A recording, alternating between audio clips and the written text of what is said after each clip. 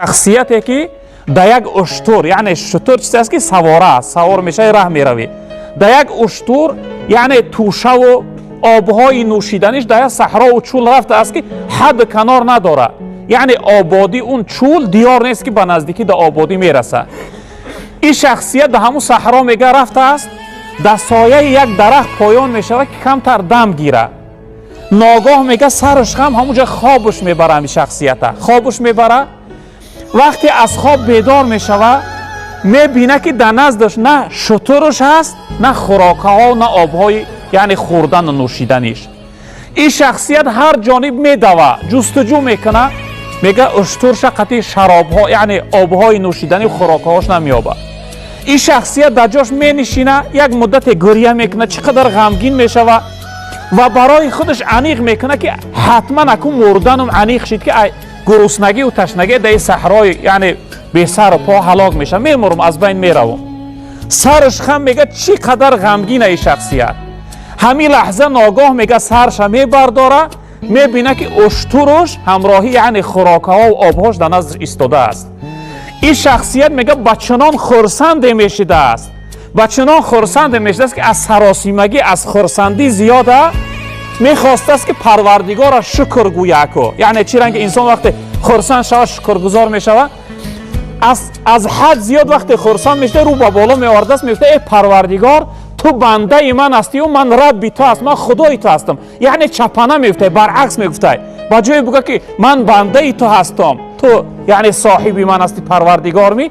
همین از حد زیاد وقتی خرسند میشه دیگه سراسیمه خود را گم کرده میگفته که ای پروردگار تو بنده من هستی و من پروردگار تو هستم. یعنی پروردگار از خرسندی شخصیت دیده 100 برابر زیادتر به توبه کردن بندش خرسند میشه. یعنی که پروردگار توبه را از بنده دوست می داشته. در روایت جناب پیغمبر صلی الله علیه و سلم فرمودند که ان الله تعالی یبسط یده باللیل لیتوب مسیء النهار. تن الله بزرگوار هر ابتدای شب وقت شام می شود یعنی آفتاب میشینه، خداوند آغوش بخشش آغوش رحمتش کشاده میکرده، میگفته انسانی که امروز گناه کردی بیا توبه کده گناه تو ببخشم.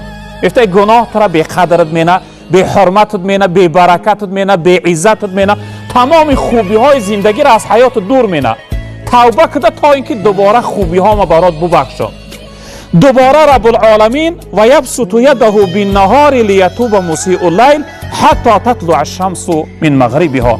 با دوباره پروردگار ابتدای سحر آغوش بخشش رحمتش کشاده میکرده، میگفته انسانی که امشب گناه کردی بیا توبه کده من گناه تو ببخشم.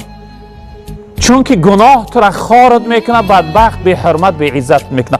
تا همون لحظه ای را که آفتاب از جانب آفتابشی میبراید، تا همون لحظه را یعنی این کار پروردگار دوام میده. هر ابتدای سحر و هر ابتدای شب پروردگار از ما و شما بنده هاش یعنی توبه طلب میکرده است. در جای زیاد قرآن ما را خداوند امر میکنه، دعوت میکنه بس برای توبه کردن که استعیذ بالله یا ایها الذین آمنوا توبوا الی الله توبه نصوحا. ای آن ذاتانی که ایمان آورده توبه کنه. توبه یعنی بگرده به سوی پروردگار بیایه. توبه یک باره، توبه دروغی نه که در نماز مردم ما عادت دارن که این چنین میگه پروردگار نزد توبه کردن. این توبه دروغ است. چون که وقتی از مسجد میبره با فراموش ده، با همون گناه، با همون معصیت، با همون نافرمانبرداری. توبه که بعدش گناه تکرار نشوه، این چنین توبه را پروردگار بزرگوار از بندش طلب داره. در روایت جناب پیغمبر صلی الله علیه و سلم گفتند که انسان‌هایی که یعنی از گناه پشیمان میشوند توبه میکنند، میفرمایند که التائب من الذنب کمن لا ذنب له. تن هر انسان وقتی از گناهش توبه کرد در درگاه خدا، در نزد خدا مثل همون شخصیتی که در حیاتش گناه نکرده بود. یعنی برابر پروردگار میبخشه. خداوند در قرآن وعده کرده است که لا تقنطوا من رحمت الله. از رحمت الله شما ناامید نشه. بعضی انسان میگه من اینقدر زنا کردم نعوذ بالله، قدر شراب خوری و قدر پرسین خوری و یعنی دیگه گناه ها را کردم که خدا من نمیبخشه. ناامیدی از رحمت خدا این خودش کفره. انسان باید که تکیه به رحمت خدا داشته باشه و امیدوار باشه که حتما الله او را میبخشش. در یک روایت جناب پیامبر صلی الله علیه و سلم گفتند که خداوند 100 رحمت خلق کرده است، یک تشه در دنیا بخشیدگی است، 99 تشه به قیامت مانده است برای ما گناهگارها. این اینقدر خوبیه که ما امروز در دنیا میبینیم، استفاده میبریم، همه همینها از یک رحمت خداوندند. 99 رحمت شه رب العالمین برای گناهگارها به قیامت مانده است. به این خاطر انسانیت باید که از رحمت خدا ناامید نشود، باید تکیه به رحمت خدا داشته باشه. دعا کنیم که خداوند بزرگوار برای جمعیت ما بخت سعادت دنیا و آخرت نصیب بگردان. پروردگار همه خوبی های این ماه برای ما نصیب بفرما.